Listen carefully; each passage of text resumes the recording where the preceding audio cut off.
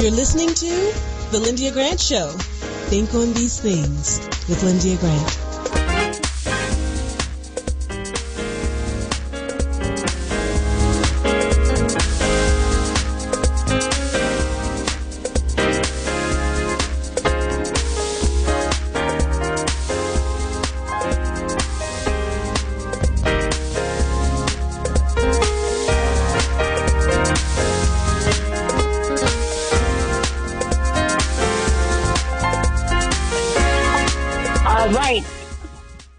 All right. Well, good evening, Radio 1 listeners. I'm so glad to have you here with me today.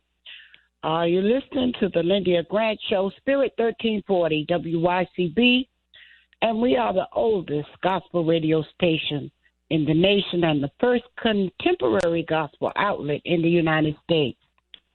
Today is Friday, April 1st. We call it April Fool's Day, but it's a little somber for me. It's my mother's birthday. She was born on April 1st, and she died on Christmas Day in the year 2000. So today is her heavenly birthday. I want to say happy birthday to Mother Fannie Estelle Hill Grant.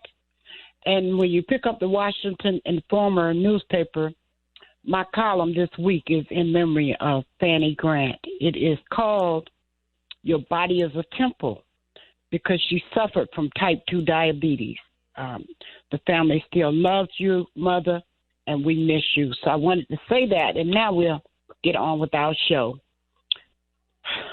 We have today two exciting guests. Our own Dr. Julian Malvo is on travel this week, but we do have my school friend from high school, Lynn Dyson, who is the CEO of Multimedia, and he's going to be talking to us and helping us introduce the young woman who's going to play a play. She's playing Shirley Chisholm in a play that he and some others have produced a few years ago. And this year is going to be celebrating his 40th anniversary, and it's the 50th anniversary from when Shirley Chisholm did her speech. So I'm so happy to have them here today. First, I want to say hello to Lynn. How are you today, Lynn Dyson? How are you, Miss Lyndia Grant? Did I get your name right? You did. I'm so glad you did. Thank you. Don't be calling me no Lydia. I know. It's my pleasure to be here with you. We go way back to the school on the hill. That's right. There you go. Tech. So we're techites. And so I also want to introduce, I didn't do your formal introductions. I'll do that in a minute. I just wanted to say hello first. But I want to say hello to Dominique Brown, who is going to be playing the role of Shirley Chisholm in this exciting play. How are you today, Dominique? I'm wonderful. How are you? I'm doing great, thank you. So glad it's Friday. We call it Eagle Day. It's payday. So all the folks out there, yes, they usually happy on Fridays. So we love being on Radio 1. We have a lot of churches that listen, a lot of congregations. I have been places when people didn't even know it was me saying they listen to my show. So we have a lot of followers, and I'm excited about it. So let me just introduce you first, Dominique. Let's just say ladies first. Dominique is, and so since Dr. Julian Malvo is not going to be here today, she's on travel, we're going to talk with Lynn Dyson about his company and how he got to be in charge of this company and tell you about it, what's been going on for the last 40 years. And Dominique, who has played roles from Shakespeare's Queen Margaret of Anjou to Arthur Miller's Tiburon. In the Crucible, Miss Brown has completed her MA in classical acting at LAMDA, London Academy for Music and Dramatic Arts. Prior to graduate school, Dominique originated the role of Minnie in Abortion Road Trip, a new work performed at the Capitol Fringe Festival, which won Best Comedy and had the honor of performing at the Kennedy Center in Washington, D.C. Most recently, Dominique was seen in Campaign 72, which is the play we're talking about now, a one-woman show as Shirley Chisholm in Washington, D.C., where she did this same play for Lyn Dyson just before the pandemic a few years ago. So I'm excited that we're coming back and having her again. Lyn Dyson said he feels like a native Washingtonian, though he was born in New York City. He lived a few years in Virginia and eventually came to Washington, D.C. in 1962 at the age of 10 years old. As a McKinley High School, Howard University graduate in the School of Communications, while he was a trainee at the D.C. Black Repertory Company, he came up through the ranks there as a professional actor, instructor, community relations director, and ultimately the executive director under the revamped Rep Incorporated. When he left the Rep Incorporated in 1982, he founded Multimedia Training Institute based on the format of the D.C. Black Repertory Company. Instead of training in theater, he was training in the media arts and digital production. Mr. Dyson is now ready to pass the baton to his trainees, and he presently is working in the investment real estate arena at Exit Deluxe Realty in Chevy Chase, Maryland. Still very committed to empowering youth and young adults in the media arts to speak truth to power and justice for all people. Welcome to the show, Lynn Dyson. I'm so glad to have you and Dominique here today with me. Thank you, my dear. Thank you. Let's start with you, Lynn. Let's talk about you and how you got your start, and a little bit about it. You know how to tell us what's been going on over 40 years, so we can after the commercial breaks we can talk to Dominique a little bit, but we really want to hear all about multimedia and how you even got the idea of having this play done about Shirley Chisholm. Well, my resume said, I was at Howard University in the School of Communications. And so, of course, you're exposed to, television production, film production, and all that good stuff. And then at the same time, I was at the D.C. Black Repertory Company as a student and learning and being around all these Debbie Allen and all these people that were back there in the early 70s, Robert Hooks and, Lynn Whitfield was one of my peers. So you're exposed to theater, and then you're exposed to communications during the day and theater at night. And then I'm looking at the whole program because it was a training program that D.C. Black Repertory Company had. They were training us in acting, training us in lighting and audio and stage management and arts administration. And they didn't have necessarily they had a formal class in the acting, but the rest of it you learn by doing. And so as a result of being exposed to all of that, when I graduated from Howard and when the D.C. Black Repertory moved into being the Rep Inc., was a smaller version, now I had all these skills. I had these skills of theater in terms of the acting. I had the skills of the arts administration. And when I finally left the Rep and formed my own company, Multimedia Training Institute, 40 years ago, I brought those skills with me. So now, instead of training young people in theater, I'm training them in what I just learned at Howard University, in film and script writing and playwriting and radio production and all of that. And I had the format of the D.C. Black Repertory Company to model after. And so I started doing those workshops, and I started applying for grants and getting funding. And because I am a theater person, when you have young people working on all these areas of the communication arts, then you apply it to the stage and the theater arts. And that's exactly what we're doing with Campaign 72. Now, the D.C. Black Theater Festival, I can't think of Glenn's what is Glenn's last name, Dominique? Glenn is heads up. He heads up the D.C. Black Theater Festival. And that's a festival of all the black shows here in D.C. and actually shows from out of town. People are bringing these shows in town, so you get a chance to see all these plays. And actually, Campaign 72, I guess it was 2 or 3 years ago, won as the best play of the whole festival. And there may have been 20 or 30 or 40 plays there, but Campaign 72 won the best show there. So I said, wow. And because I am a theater person and because I understand history being so important to us, and a lot of times through culture, you're able to say things that you ordinarily would not say in public for whatever reasons. And then you have a person like a Shirley Chisholm who had to deal with sexism and racism and was such a powerful voice that just broke so many glass ceilings for us. I mean, it was a no-brainer for me to say, hey, I have the administrative skills to produce the show.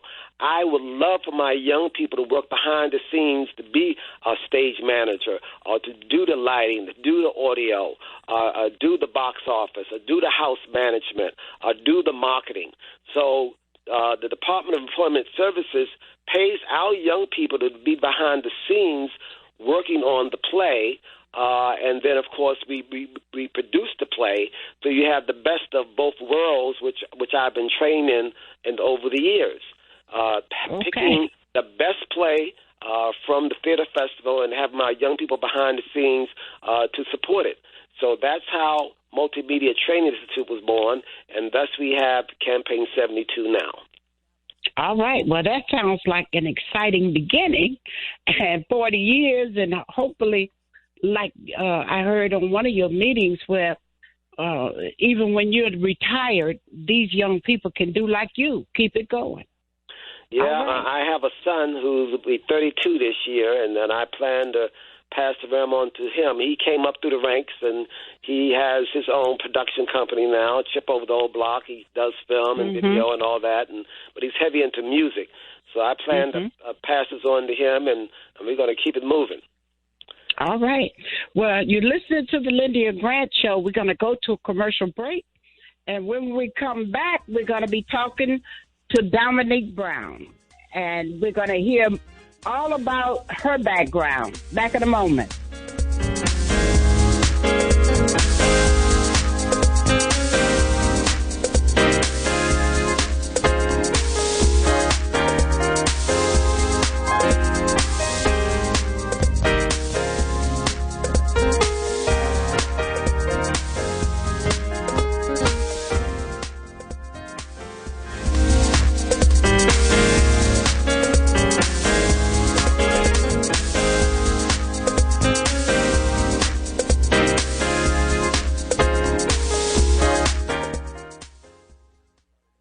If it wasn't for my care coach at AmeriHealth, I probably wouldn't be so healthy right now. As a man, we don't get checkups or see a doctor regularly anyways. It's probably just a man thing because none of my partners go either. We know we should, but we just don't, and hope it works out. So what changed for you? AmeriHealth assigned me a care coach, somebody that gives one-on-one help, answer questions, explain things, and help set my appointments. She also helped me understand what having high blood pressure really means and ways to manage it so it doesn't kill me.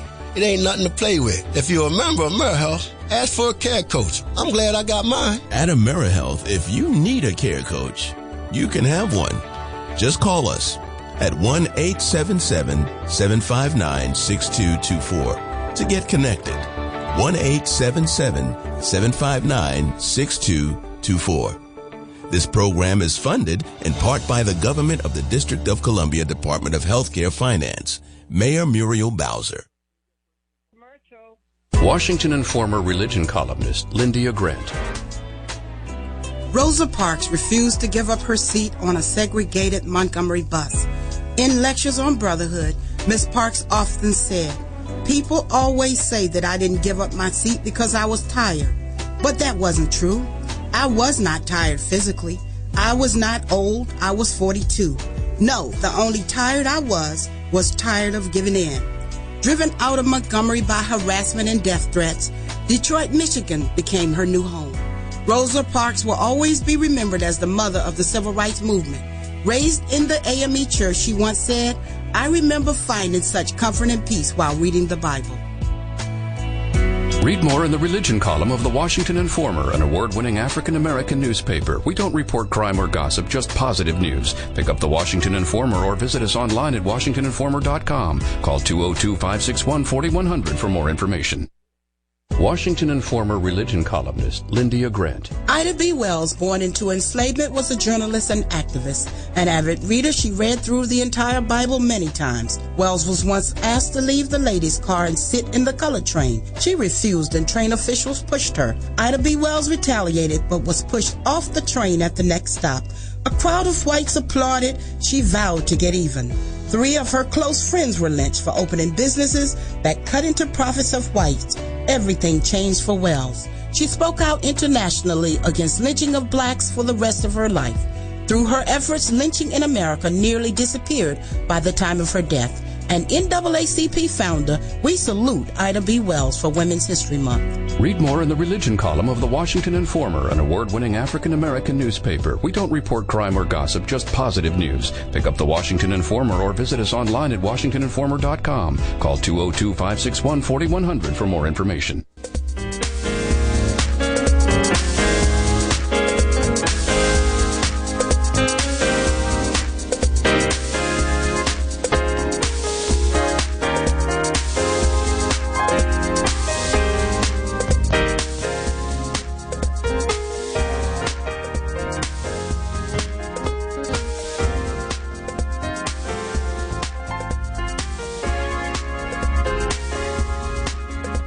Okay, the music is too loud. Please turn it down. Thank you. All right, you're listening to the Lyndia Grant Show. Now we're back to the second half of our show. We are talking now to Dominique Brown. We're going to be talking about the play Campaign 72. Dominique, you have an exciting background. Talk to us a little bit about how you got yourself ready and what this play means to you. So I was introduced to this play through Glenn, the head of the DC Black Theater Festival, said, "I have an exciting new show I want you to audition for." I was living in New York at the time and auditioned, got the role, and I was immediately overwhelmed by this huge public figure and historic icon. I didn't know how I was going to do it justice, but I just did the work. My training came to the forefront. I prepared by watching so many hours of film on her, getting her cadence and her speech, which is really unique and particular. I got that down. Just put my head down, did the research on her, and tried to stay true to what was written and who she was as an individual. She was a big personality. Can you say a line just to tease the people, just to get them going? I stand here before you today as a candidate for the United States of America. You want me to keep going? Just a little bit. Okay. I am not the candidate of Black America, although I am Black and proud. I am not the candidate of the women's movement of this country, although I am a woman and equally proud of that. I am not the candidate of any political bosses or fat cats or special interests. All right. I love that. I watch it on Prime TV. I, too, am a Shirley Chisholm fan. When I was, I think when I was in McKinley, or whenever her book came out, Unbought and Unbossed, I read it. I remember way back when it came out. And I had watched the show on Prime TV a few years ago. A couple of years ago, I saw it, and I've watched it maybe 5 times because I love her so much. And so then when I talked with Lynn about this play that's coming up with our club that was planning on going, I just was thrilled because I'm thinking to myself, that's how life is. It's like the law of attraction. things come to you when it's something that's in your spirit. So tell us a little bit now about the play, how long it runs, and on the 30th is the anniversary date, right, Lynn? April 30th. You know that actually the anniversary date is in October when I founded it, but this is the 40th year, and so why not celebrate it while we're celebrating Shirley Chisholm? Okay. Mm-hmm. And so we're having to give them the schedule, and then we'll talk about April the 30th in particular so we can hear about the panel.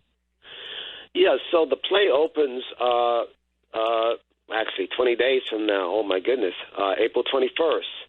It'll be a Thursday evening, and we do plan on having a reception there, reception before the show, and the play will open in all its glory. I've just been told that the opening night is almost sold out. We have the D.C. chapter of the D.C. Congress of Black Women coming in, and they're going to bring a large contingent of people. And then, of course, we've had a sponsor to generously take out a huge ad in our program. And that's one of the things we're doing. Businesses that can hear this, if take ads out in the program, we give tickets away to the community. And we're also going to have a digital version of the show, and they can advertise in both areas of the stage and the digital version that'll be coming out later. But you know, we expect to have a very exciting evening, and the 21st is a Thursday night, and then we'll have from the 21st through the 30th will be a show every evening except that Monday, which is, I believe, the 25th. We won't have a show, but we'll have a show the 26th, 27th, 28th, 29th, 30th, and 31st. So we are asking people to come out if they want to use the show as a fundraiser to raise money for their charitable causes. They can do that. Businesses that want to take an ad out, they can give tickets away to other nonprofits or the youth or seniors, and that'll be through April. And then May we come back on the 10th, 11th, and 12th. We're doing 2 shows each day. We have a matinee. Before we run out of time, Lynn, we only got a couple of minutes. Give them how to find you. Phone number and website. They can find us. The phone number is 202-270-2850, and you can go to our website at www.mmtidc.org. Now, if you can't remember all that, just go to Eventbrite and put in Campaign 72. That's probably the easiest way to do it. Campaign 72 on Eventbrite, and our number is 202-270-2850. Okay, that sounds great. Dominique, give us a close, because we only have a 30-minute show, and we're at 6:26 right now, and we have to go off the air at 28. So just give us your close, and then I'll ask Lynn the same, and make it brief. Okay. I look forward to seeing everyone at the show and doing this iconic figure so much justice. All right. Thank you for having me. All right. I'm glad you were here. Lynn, give us a close, please.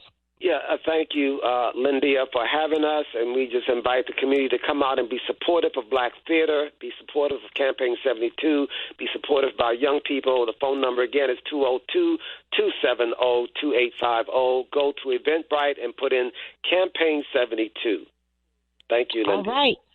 Thank you. Thank you all for being my guest today. Well, folks, that does it for our show this week.